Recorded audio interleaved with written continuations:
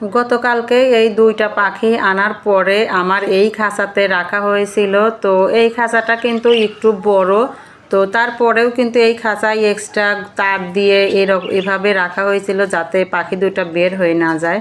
তো সকালবেলা উঠেই দেখি যে পাখি আর খাঁচায় নেই, বের হয়ে গেছে। অনেক কষ্ট করে পাখিটা ধরার পরে অন্য একটা খাঁচায় রেখে দিয়েছিলাম।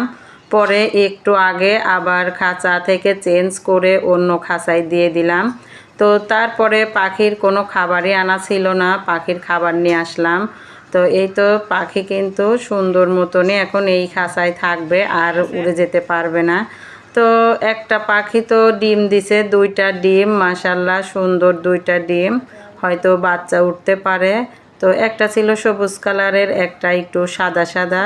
তো ওদের জন্য যে খাবারটা কিনে নিয়ে আসলাম সেটা হলো কাউন আর একটা পানির পট। তো ওরা তো এই পানির পটে করেই পানি খায়, আমার আগে থেকেই জানা ছিল, এই জন্য নিয়ে আসলাম। আর এই তো পানিও দিয়ে দিলাম। আর যখনই এই খাবারটা দিয়ে দিলাম ওরা কিন্তু উড়ে এসে খাওয়া শুরু করলো।